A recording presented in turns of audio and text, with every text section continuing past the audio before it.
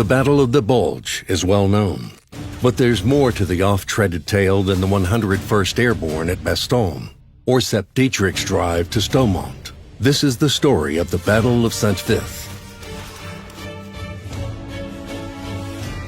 Like Bastogne, St. Vith was an intersection of 6 roads. It was also the site of the only rail line in the area running from Belgium to Germany. Today, this is a place we'd call key terrain.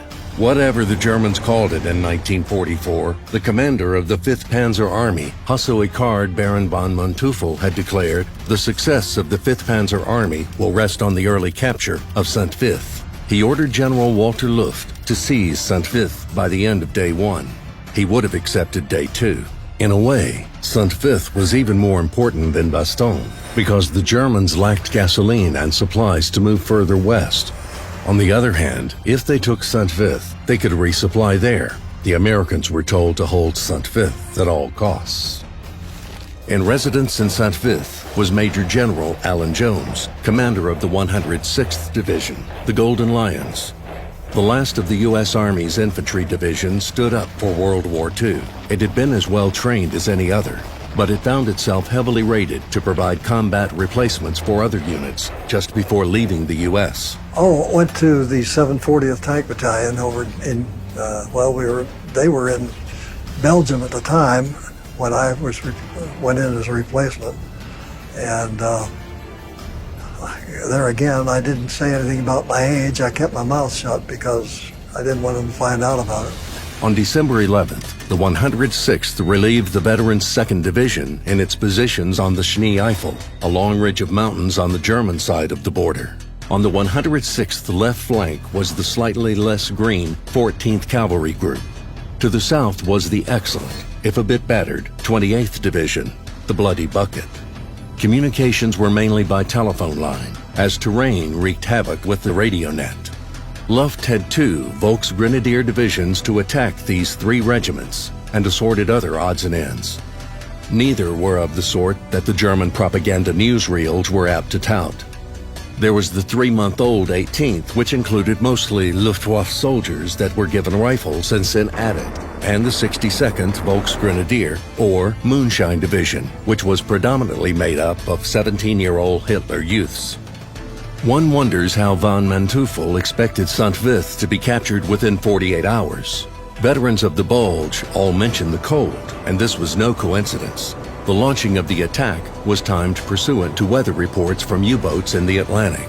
A period of poor weather was intended to ground Allied air power and slow the response. Still, some American patrols were sent out into the cold. We had a regular, M1 jacket and the fatigues and the GI boots, which were not waterproof, I guarantee you. And it was cold. The fresh 106th heard the German preparations. Some reported them up, only to be told that they were hearing sound deception. Some wondered if they weren't simply suffering from nuke-eye jitters. But at 0530, the morning of December 16th, however, those jitters proved justified. A major barrage of artillery rained down along the line, cutting phone wires, and a ground assault followed a half hour later. By midday, it was obvious that a major attack was underway and that the limited available reserves would all be committed. They told us to go to a ordnance depot, which was nearby, and take anything we wanted. That sounds good. But we got there and all the tanks that they had were shot up. Some were missing radio, all of them were missing radios, some were missing rammer staffs for the main gun. Some were missing parts and things that they really didn't have to have. But anyway, they put one tank together from pieces of others. German forces moved on the northern and southern flanks, beginning to surround the ridge and briefly taking the gateway village of Bleiauf. They were turfed out by a scratch unit of the 106th, consisting mainly of engineers, artillerymen, cooks, and clerks, who held the town until ordered to withdraw the following morning. That night, communication challenges would result in one of the most fateful calls in U.S. Army history between Jones and the Corps commander, Middleton. I'm worried about some of my people. I know. How are they?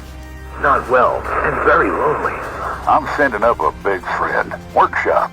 It should reach you about 7 a.m. tomorrow. Now, about my people. I think I should call them out. Middleton didn't hear this and continued. You know how things are up there better than I do, but don't you think your troops should be withdrawn? Jones didn't hear the second half of Middleton's question and pressed for orders. I want to know how it looks from where you are. Shall I wait? The conversation was cut off at the end, and Middleton was of the understanding that the 422nd and 423rd were to be withdrawn, while Jones believed they were to remain in position. Though Jones may have disagreed with what he thought was Middleton's position, he was new to the combat zone and didn't push the issue with his boss.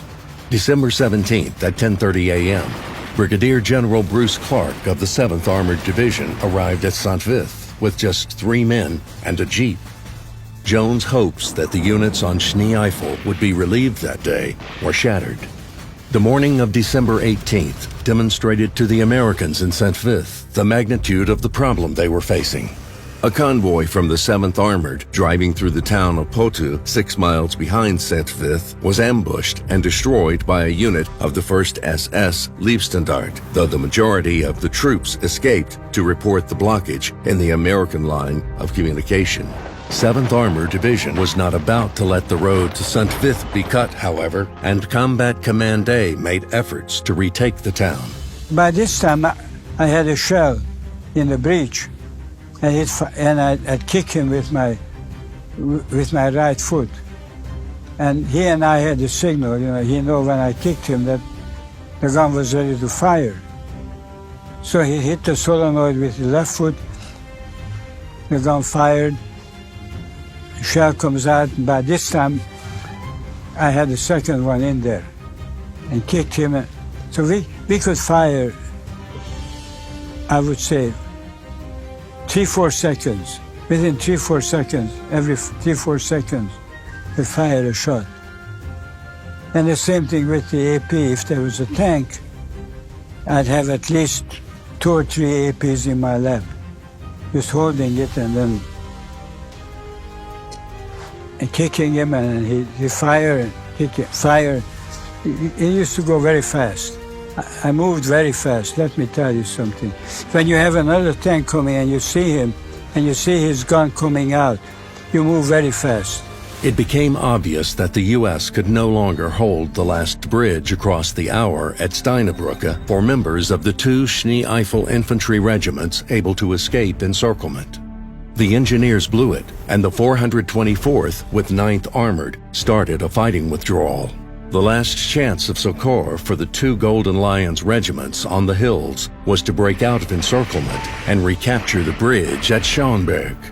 The morning of December 19th, the American forces prepared to assault the town of Schönberg, just as German forces prepared to assault the hills. Unfortunately, the Germans got the head start, and American artillery was overrun before the infantry could get going, and the infantry was delayed by a German barrage.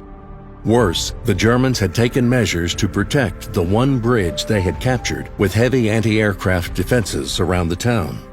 Not having aircraft to shoot at, the German gunners lowered the barrels and aimed them up the hillside at the attacking Americans.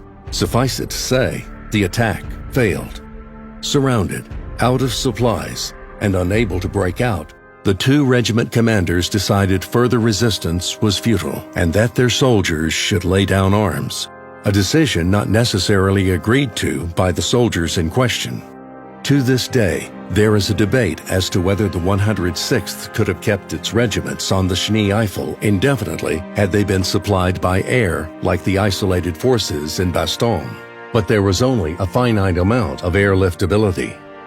Some 6,500 men were taken prisoner from the 106th that day, with more taken from other fallen outposts later on. One of them was the division commander's son. Still, the efforts to contain and then reduce the Golden Lions' positions on the Schnee Eifel meant that there was no significant effort to attack St. Vith until December 20th, now 3 days behind the German schedule. General Jones surrendered command of the defense of St. Vith to Brigadier General Bruce Clark, Combat Command B, 7th Armored. The 7th Armored now provided the major fighting force for the defense. Defeated, and with no more than a regiment and some supporting assets left, American forces repositioned into what has become known as the fortified goose egg, consisting of some 22,000 Americans. German forces would assault the goose egg from all sides, forcing the Americans to slowly give up ground. 4 tanks from our C Company went down this road, and there was a curve in it. And just as they got to the curve, here's the lead German tank. So they fired and knocked it out. Lucky shot, bounced off the road and hit the tank and went through it. So I put that out. Reloaded, but the gun got stuck. The round got stuck in the gun. So they called up the next tank with hand signals. He came up, and the 2nd German tank was coming around the curve, and he fired, and he hit it, and he knocked it out. Same thing happened on the 3rd tank. They knocked that one out. Well, after the 3rd tank went, this is the 1st SS Panzer Division now, the best German tank unit that they had. It turned around and turned tail. On December 22nd, Field Marshal Montgomery issued the dramatic orders to have the St. Vith troops fall back. You have accomplished your mission, a mission well done. It is time to withdraw with all honor. None of the Americans liked falling back as a concept. And the 101st was cut off, sent to Bastogne, and 82nd came up to the North Shoulder where we were. So when the 82nd got there, they had no tanks with them, of course, because they never had tanks. So we joined up with them, and we stayed with them from about the 23rd of December until the 25th of January. The American forces' retreat would have a moving engagement with the German forces until finally crossing the Somme River and destroying the bridge behind them. The heroic defenders of St. Vith defeated the German attack just as much as soldiers did in Bastogne. However, the St. Vith defenders were ordered out by a foreign general, whilst the Bastogne defenders instead became isolated. Thus, in the public perception, one was a defeat, the other a victory. The reality is far different, and though overshadowed in the public consciousness by the defenders of Bastogne, the defenders of St. Vith fought just as tenaciously, and their efforts played a great role in defeating the final major German offensive of World War II in Western Europe. To this day, a 7th Armored Division Sherman stands guard facing east on the St. Vith Road at Vilsam, their efforts not forgotten.